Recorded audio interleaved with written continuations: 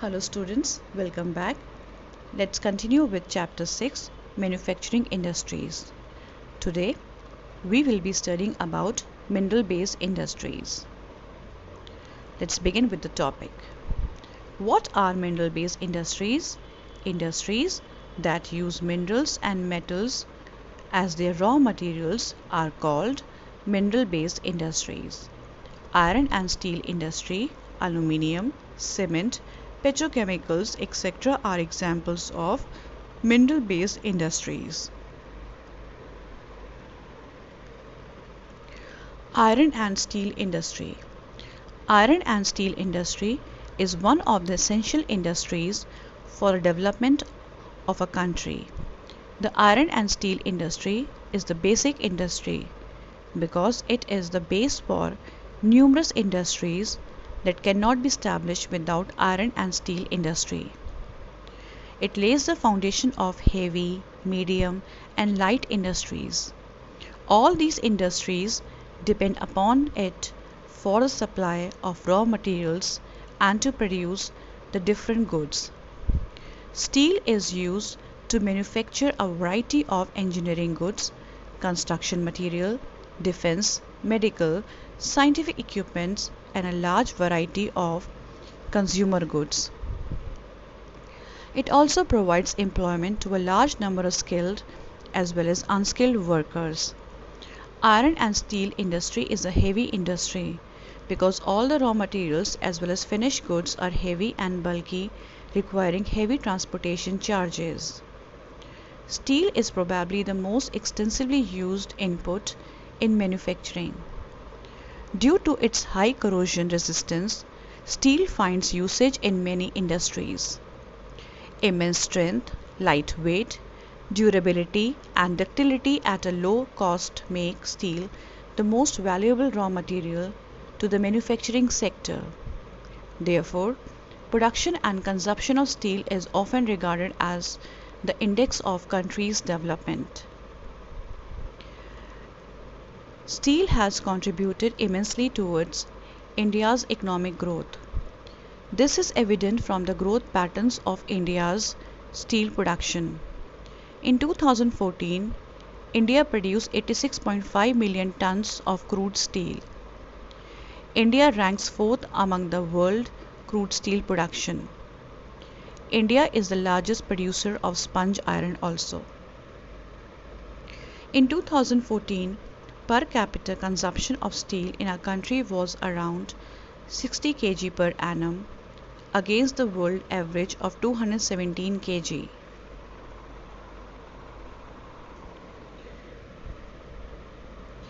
The per capita consumption of steel is low in India because of poor infrastructure and development in the rural areas. Even there is a lot of scope for consumption of steel in the field of railway upgradation, pipelines, modernization of defense sector, urban transformation and shipping, etc. Therefore, most of the public sector undertakings market their steel through Steel Authority of India. In 1950s, China and India produced same quality of steel, but at present, China is the largest producer of steel as well as largest consumer of steel also. Processes of manufacturing of steel. For the manufacturing of steel, iron ore, coking coal, limestone are required in the ratio of 4:2:1, and some quantities of manganese is also required to harden the steel. The process starts with raw material. It is transported from mines to the plant. Iron ore is melted, limestone is added, impurities are removed, and coke is burnt to heat the ore in the blast furnace. Molten materials are poured into molds called pig iron. Pig iron contains impurities and is further purified to obtain pure iron. Manganese, nickel, chromium are added to make it steel. Finally, it is rolled, pressed and cast into sheets rods, wires, etc. Mini steel plants. Mini steel plants are small industries with less investment. They have smaller electric furnaces to melt scrap or sponge iron. They use steel scrap, sponge iron as their raw materials. They have re-rollers that use steel ingots.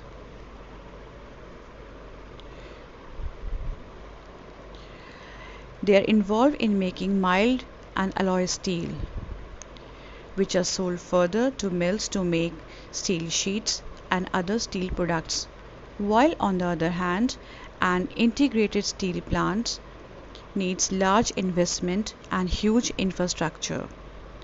It includes the facility for the processing of raw materials as well as to steel making, rolling and shaping of the steel. In other words, melting of iron ore in blast furnace to making of steel, everything is done under one single roof under one unit.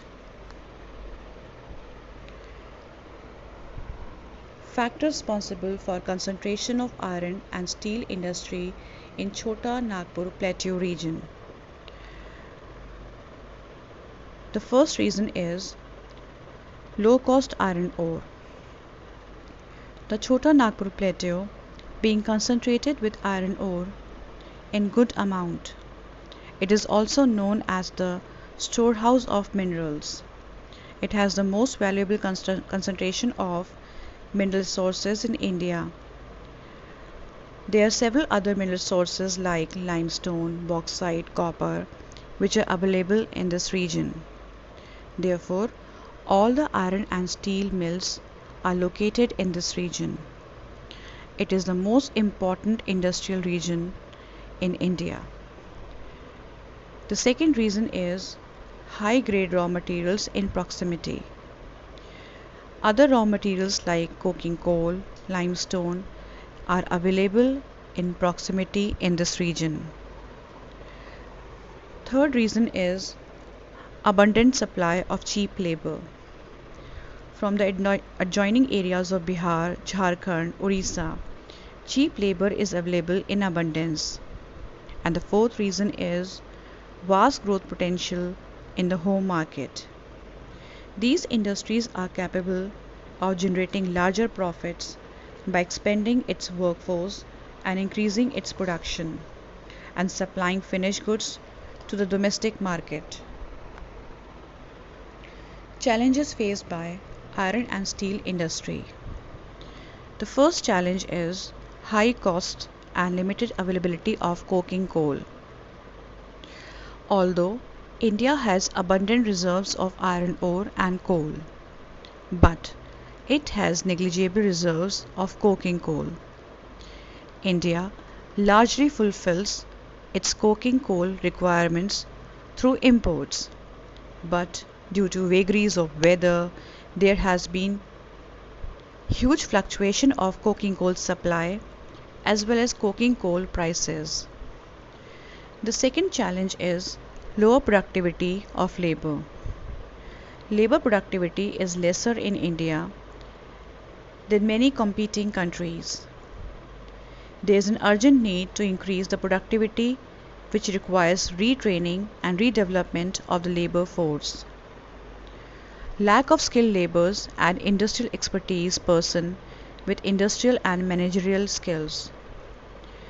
Underutilization of labor due to frequent strikes, inefficient management, all have aggravated this challenge. The third challenge is irregular supply of energy. There is an irregular supply of electricity in India. Poor electricity supply, along with voltage fluctuations, long hours of repair breakdowns, etc., had affected the production process. And last challenge is poor infrastructure. Poor physical infrastructure for transportation affects the steel industries, both while carrying raw materials, machines, etc., and in movement of the finished goods for sale in the market. But children, there are some recent developments done in the iron and steel industry. The economic reforms initiated by the government since 1991 added new dimensions to industrial growth in general and steel industry in particular. Due to liberalization of trade and foreign direct investment, it had removed barriers from trade among countries. The industrialists were free to import. The restrictions on external trade, both import and export, were removed, with drastic reduction on import duties. It also enhanced the growth, investment, and participation of private sector in steel industry. It has also given an impetus to the industry with the support and effort of entrepreneurs of growth of the private sector in the steel industry. The existing units were modernized, expanded, and a large number of steel plants were also set up in different parts of the country based on modern cost-effective technologies. The Indian steel industry has entered into a new development stage, but still there is a need for further research and development for updating of technology more efficiently, replacement of obsolete equipment, and removal of technological imbalances. Automobile industry. The automobile industry comprises a wide range of companies and organizations involved in the design, development, manufacturing, marketing, and selling of vehicles. The automobile industry includes two-wheeler, four-wheeler, passenger vehicle, and commercial vehicle. Factors responsible for the growth of automobile industry in India. Children, after the liberalization of trade, the introduction of new and contemporary models stimulated the demand for vehicles in the market. The industry had developed significantly and a quantum jump is seen in less than 15 years. Foreign direct investment brought in new technology and aligned the industry with global developments. In order to keep up the growing demand, several automobile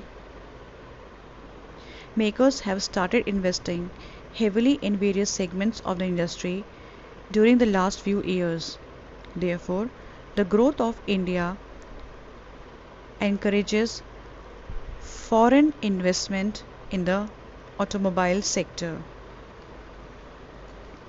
At present, there are 15 manufacturers of passenger cars and multi-utility vehicles, 9 commercial vehicles, 14 two and three wheelers. These industries are located in Delhi, Lucknow, Indore, Hyderabad, etc.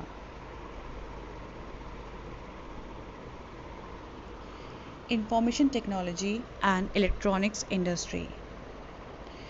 These two industries are growing up at a very rapid rate. The reasons for the growth of electronics industry is that they produce wide range of products like transistors, television, telephones, radars, computers, and other equipments required by telecommunication industry. While on the other hand, IT industry comprises of services that are related to information technology, research and development of services, as well as engineering designs, hardware, etc. Bangalore is the electronic capital of India. Mumbai, Delhi, Hyderabad, Pune, Chennai, Lucknow, Kolkata, etc. are important centers for electronic goods. In 2010 and 11, the software technology parks have increased to 46 locations at different centers of India. The major IT industries in India are Bombay, Noida, Mumbai, Chennai, Hyderabad, and Pune. A major impact of the industry has been on the employment generation. This industry has been a major source of foreign exchange earner because of the business process outsourcing sector.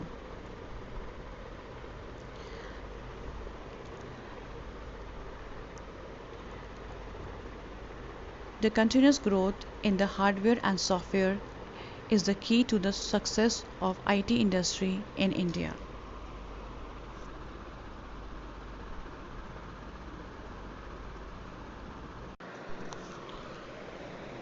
Industrial pollution and environmental degradation. Industrial pollution is one of the most evident environmental problems experienced by most of the countries in the world. Industrial pollution is wreaking havoc on earth.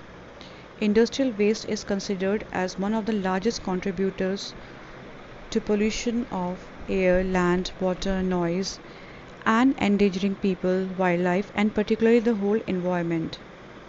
It is a significant global problem and a major cause of environmental degradation.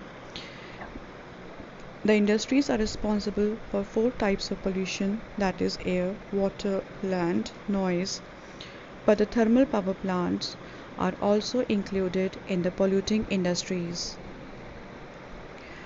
The air pollution.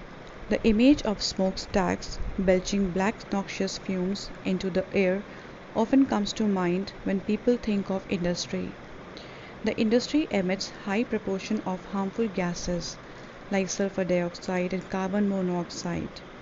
Airborne particulate materials contain both solid and liquid particles like dust, spray mist, and smoke. The major causes of air pollution is the smoke produced by chemical, paper factories, brick kilns, refineries, smelting plants, burning of fossil fuels like oil, natural gas and petroleum, etc. In big and small factories, these factories ignore the rules and regulations and pollution norms. The effects of air pollution from the industries are very hazardous. It causes severe effect on human beings, animals, plants, buildings, etc. It causes many allergies, diseases like lung diseases, asthma, eye diseases, bronchitis, etc. Water pollution. Industrial process can also contribute to water pollution. They cause organic and inorganic industrial waste and effluents which are directly discharged into fresh water resources such as river, ponds, lakes, etc. The main industries responsible for causing water pollution are paper, pulp, chemical, textile, dyeing, petroleum refineries, tanneries, electroplating industries that emit dyes, detergents, acid, toxic chemicals, salts, and heavy metals like lead and mercury, pesticide fertilizers, synthetic chemicals with carbon, plastics, and rubber, etc., into the water bodies. They discharge all the industrial waste without treating them into water. Even oil spills, tanker spills in the sea also causes water pollution. Iron and steel slag, fly ash, phosphogypsum are dumped into the water bodies, destroying aquatic life and making water unfit for use. They turn big and small rivers into toxic streams. Thermal pollution. It is an unnatural change in the ambient temperature of a water body that deteriorates its quality. Various industrial processes use water as coolant and discharge hot water into the natural resource that affects the aquatic life. The sudden rise and fall in the temperature of natural water bodies causes serious environmental issues.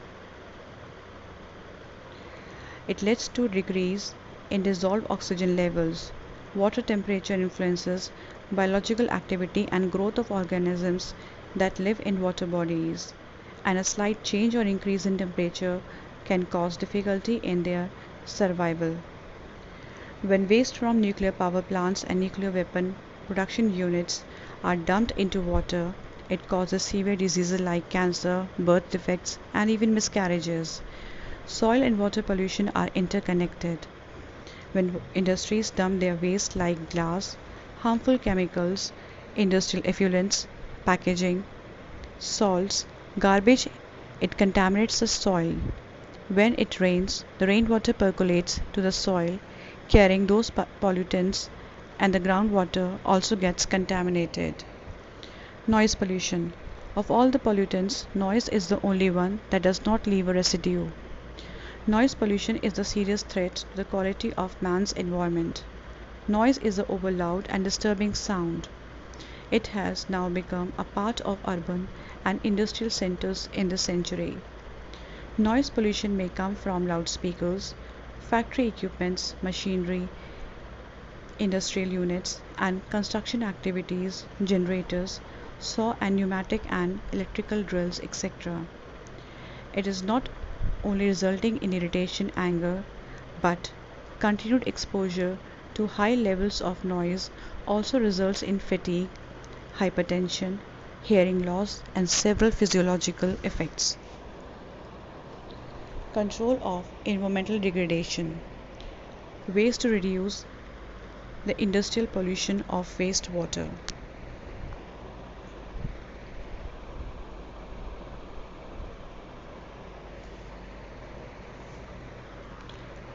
Minimizing use of water for processing by reusing and recycling it. By reusing the used water, we can save the natural water resources. Industries are heavy users of water. They need water for processing, cooling, down of machinery, etc. They also require water to run them, that is, hydroelectric power. All this causes depletion of water resources. Therefore, rainwater harvesting system should be used to meet the demands of water supply to industry. It will not cause any depletion of water resources.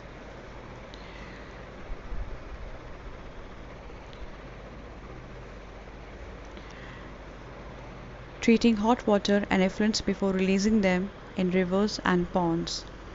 The water should be cooled down and all the toxins should be removed before releasing them into the water bodies. Treatment of industrial effluents can be done in 3 phases.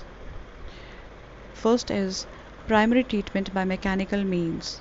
It involves screening. Screening means removing of solid materials like rags, paper, metals, etc. The process of screening can be carried out by passing sewage through different types of screeners with different pore sizes. Grinding. The water is passed into a grinder. It has a cutting screen which shreds any large chunk of organic matter in the wastewater into smaller pieces. Flocculation, that is, separation or removal of sediment from a fluid. Lastly, sedimentation. It is a filtration process by which suspended particles are removed from water by means of separation or gravity. Then, secondary treatment by biological process. Biological treatment of sewage is required for the removal of organic matter. This process involves the use of microorganisms that decompose the organic impurities. And lastly, tertiary treatment by biological, chemical, and physical processes. It also involves recycling of wastewater.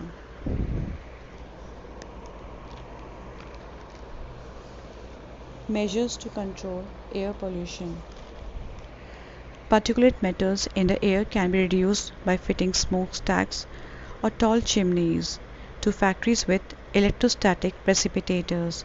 Children, it is a filtration device that removes fine particles like dust and smoke from the flowing gas by using the force of an electrostatic charge.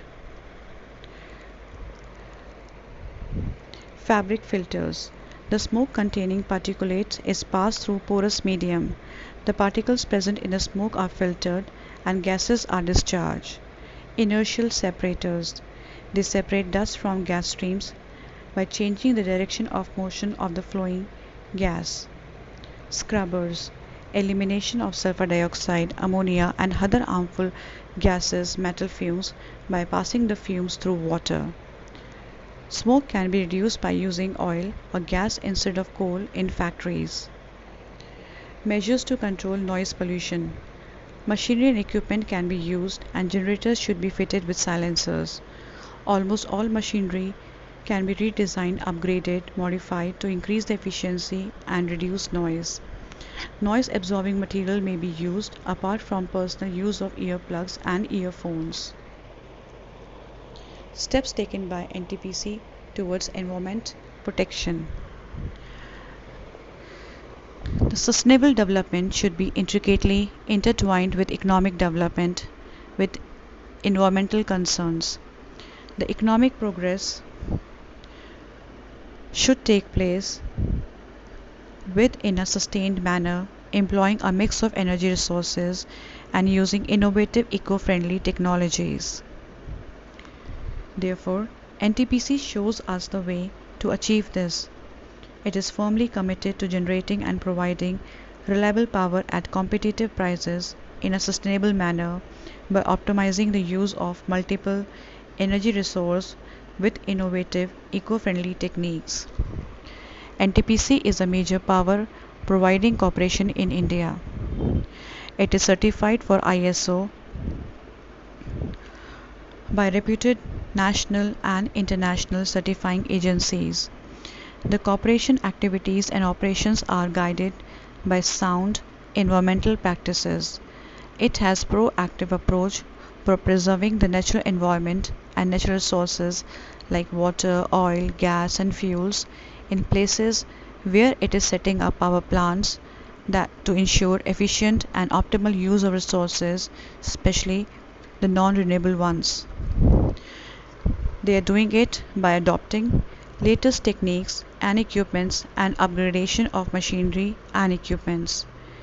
NTPC envisages provision of full fly ash collection with suitable storage system and use it in production of cement, ash brick, blocks, tiles and concrete and house construction activities, etc. The main thrust is on afforestation on a large scale. NTPC undertakes massive afforestation programs covering vast tracts of land in and around its project to counter the growing ecological threat. NTPC is also contributing by reducing environmental pollution through ash pond management, that is, embankments for disposal of fly ash. The wet disposal of ash into ash pond is the most common ash disposal methods. Ash water recycling system in which decanted water is treated chemically to separate out impurities and reuse the water, and liquid waste management techniques. It also conducts ecological monitoring, reviews and collects live database management for all power stations. NTPC recognizes and accepts responsibility for establishing and maintaining safe environment and has incorporated an elaborate monitoring mechanism at all stations.